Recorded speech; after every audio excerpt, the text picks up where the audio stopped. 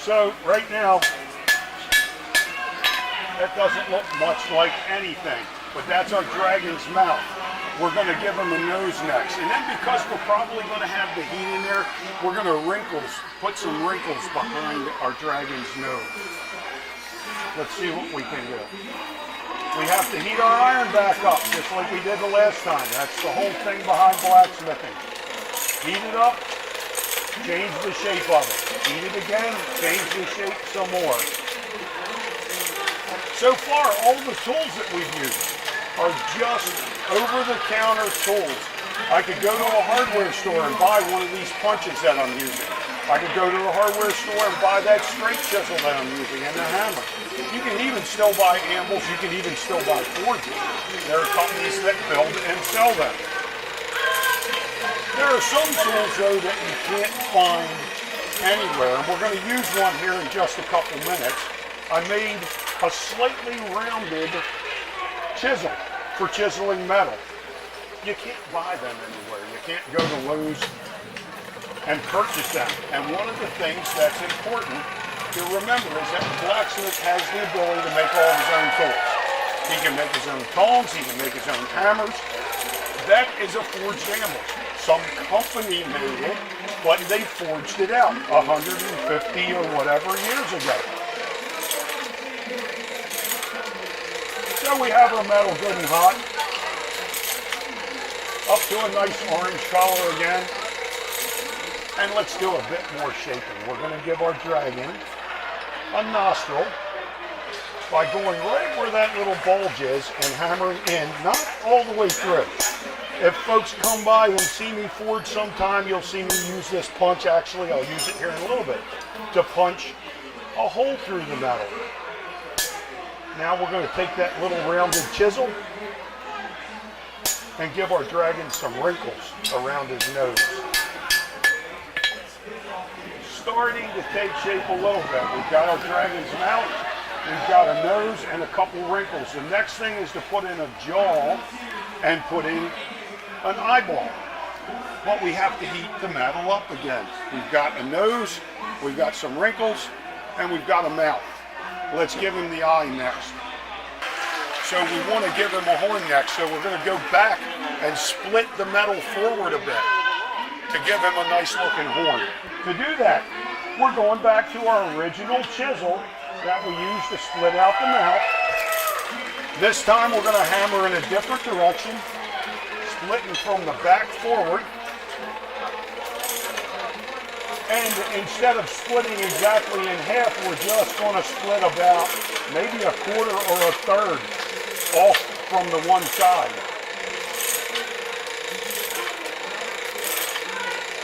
And that'll give our dragon a nice horn. We have to, once we split the metal out, we have to define that horn. We have to hammer it out long and thin. Again, guess what? We have to get our metal hot. We're at that point. We have to hammer right between the nostril and the eyeball because we don't want to hurt them. We've got nice definition. So we're going to use a hammer that's a little bit different than this one. It's actually a lot different. Besides the size of this hammer, the face is flatter. That doesn't mean too much to us right now, but it will in a little bit. This face is more rounded. The more important part is that one of them goes across and the other one goes up and down. And every bit as important, maybe even more so, is this one's fairly rounded and this one's almost sharp like a chisel. It gives me a smaller hitting area, but later we're going to use that part to give our dragon some definition to his mane. But first we have to bend his head around so we can work on that horn some more and give him a neat look.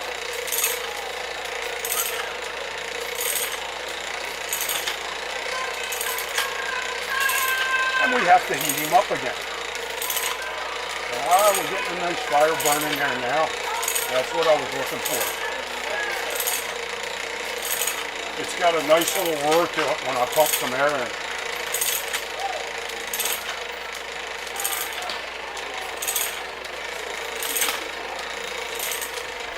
Now we're going to hit right between his mouth his nose and his eyeball right in there. That's what I want.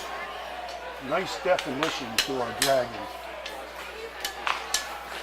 Now, I'm not even worried about making his head completely upright yet, because as I hammer out our dragon's mane, he's going to take on a better shape. So this is kind of rough looking where his neck is, where the mane's going to be. The horn doesn't have much definition yet. Let's do the horn next. Let's give our dragon a better looking horn. I have to be careful, that horn is very thin. That's where I'm going to forge right now, but in a couple of minutes I'm going to forge it out thinner, and then I have to be even more aware of it because I have to heat up the thicker mane of our dragon.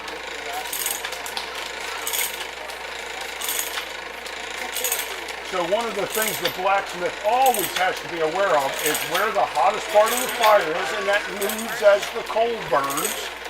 But you learn to follow it and know where the hottest part of the fire is.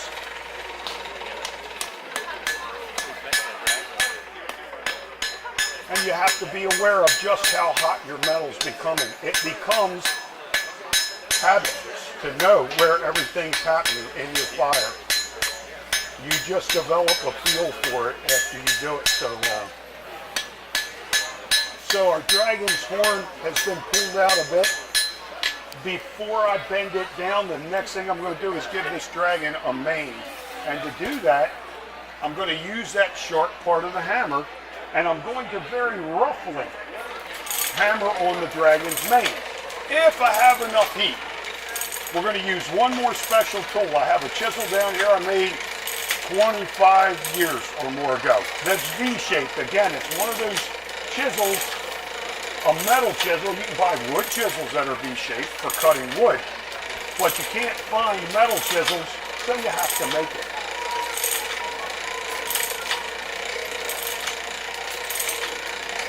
For folks just stepping up, we're doing some traditional blacksmithing. Coal is our fuel of choice, by 2 minutes coal, soft coal. And we're doing something a bit unique. It's what I like to call rating into metal. We're using various tools to impress a design into this iron. And the design we're impressing in right now is a dragon's head. That's what I'm forging into this piece of metal. I have the dragon's head itself almost done. And right now I'm using a special straight keen hammer to impress a mane into our dragon. Just like that. Next I can bend the horn down, but before I bend it, get his horn down and around, because I have some heat in the main body of my dragon, I'm going to take my V-shaped chisel and give our dragon some scales.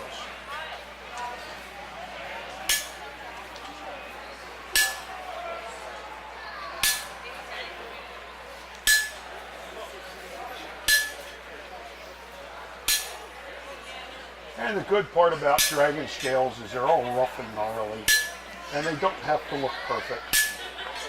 They just have to look.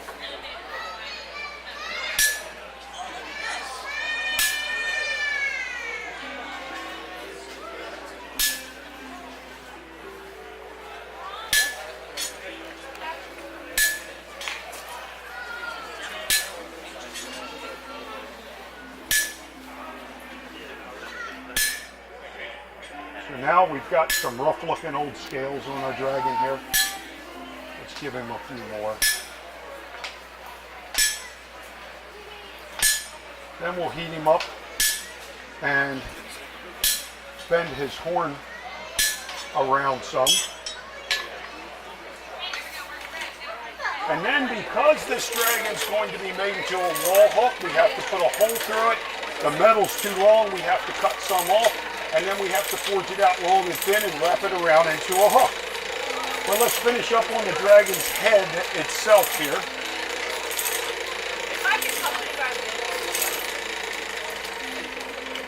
We're just going to heat the horn of the dragon up and bend it back and forth a little bit to give it a nice gnarly dragon sort of look. Just like that. There we go. Now,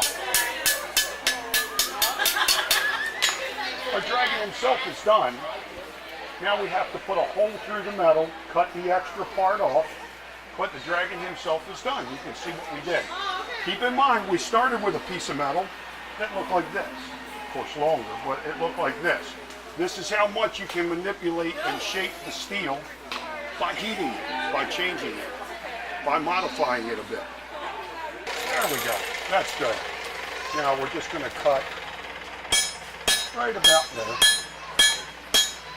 Now, one of the things that you have to remember is that this part up here is really hot. I can't grab that, right? That's where the blacksmith typically gets burned. It's not when you see a piece of metal glowing. It's when it's been sitting on the ground for a half an hour and you don't think it's hot at all, but it's still 800 or 1,000 degrees. That's the place where you have to worry. Let's heat that up some more and do a little heavy hammering. We're just going to draw a long thin taper.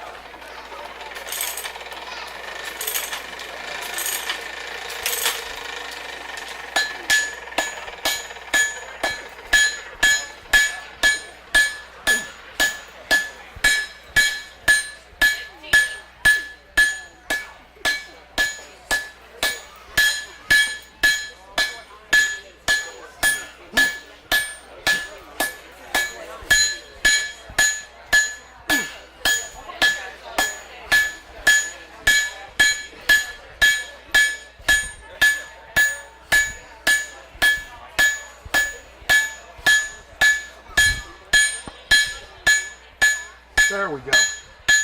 That's a nice long taper.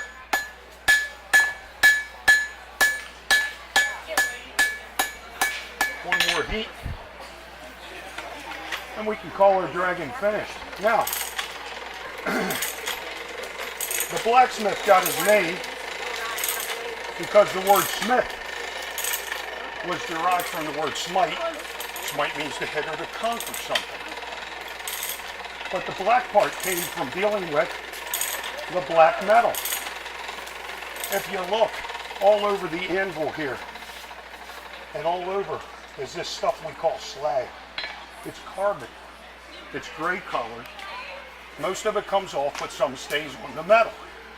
Traditional blacksmith finish would be to put a little oil or wax onto your metal.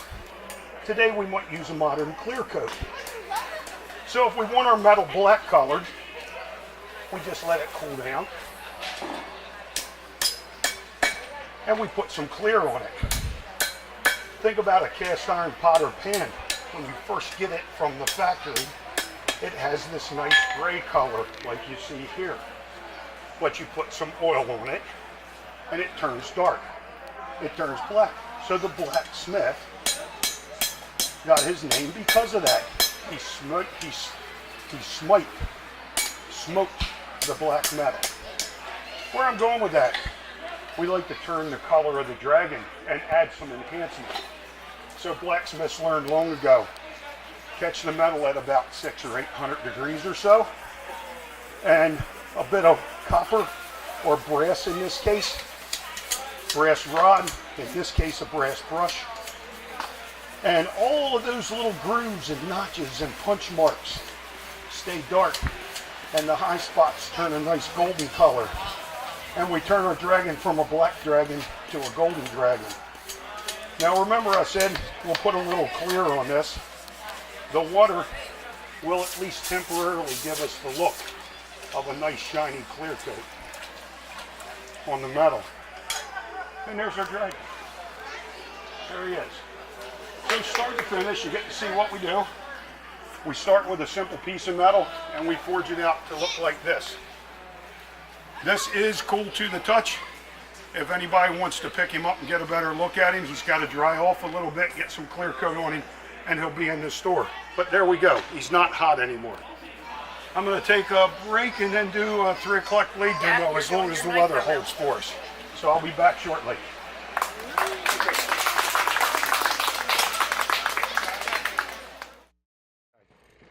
So we're going to do a bit of what I like to call writing into metal. We're doing some traditional blacksmithing. We're heating a piece of iron using coal.